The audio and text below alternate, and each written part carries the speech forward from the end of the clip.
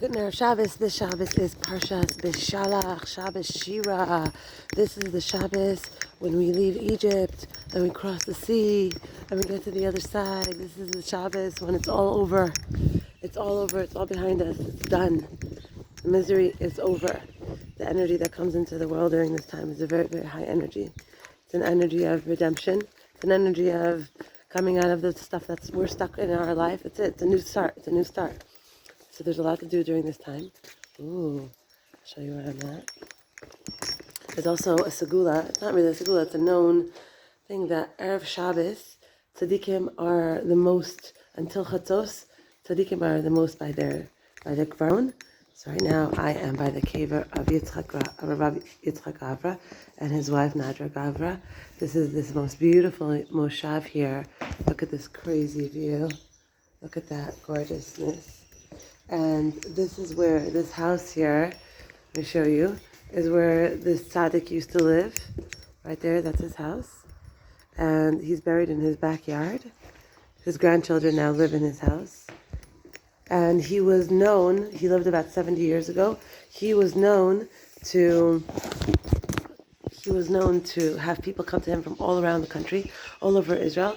They would come to him, and after they would come to him, immediately they saw miracles happen to them in their life, like right away.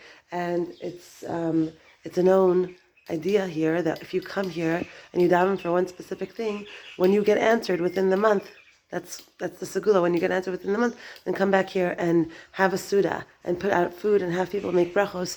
And that's exactly what happens here. There's always food. There's always people making brachos. There's always sudos here because it's a very, very powerful place to pray.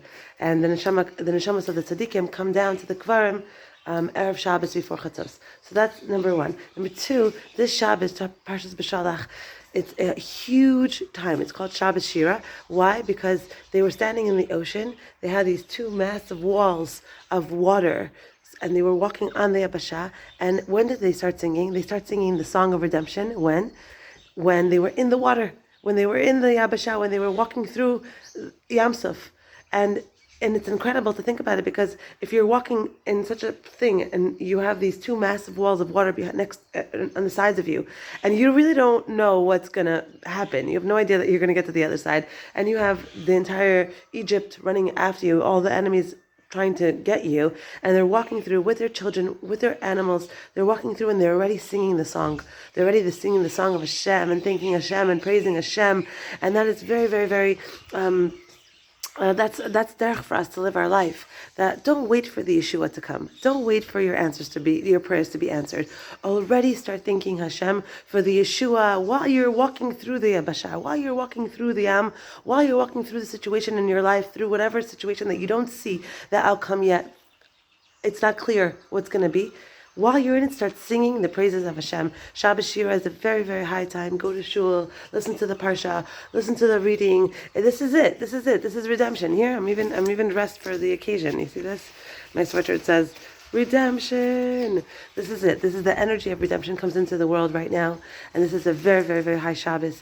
This is a Shabbos when all the hard stuff is behind us, all the slavery, all the darkness is behind us, and the energy that's coming into the world right now is an energy of redemption in your life, the things that you need in your life. Specifically the Chidah brings down, and the Sir Milublin, the Chozeh Milublin brings down, and many other sources bring down that specifically during this Parsha, this Shabbat Beshalach, it's a time that you get answered for three things. It's Parnassah, Zivug, which is also Shalom Bayit, and I think it's also health. Those are the three main maftechot that come down into the world during this time.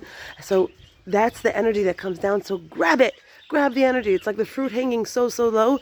All you got to do is grab it and reach for it. So that means that pray for it, come to shul, listen to the Torah, listen to the Parsha, ask Hashem for it, and know that the fruit is hanging so low right now that it's just a matter of you asking. Because it says in the Torah, when you ask, you receive. Right? It says that when Adam Arishon was created, he came out on the scene of Gan Eden, and there was nothing. It was gray, it was barren, there was no grass and trees. It was all empty, and he realized all he had to do was ask for rain. rain. And once he asked for rain, he created a vessel. It's called a kli. He created a vessel, and immediately the rain came down, and everything came out from under the ground, fully formed. All the fruits, all the vegetables, everything was there already in its full fruition. All we need to do is ask, especially during a time that is so mesugal for these things. Parshas Beshalach, here we come. Can't wait.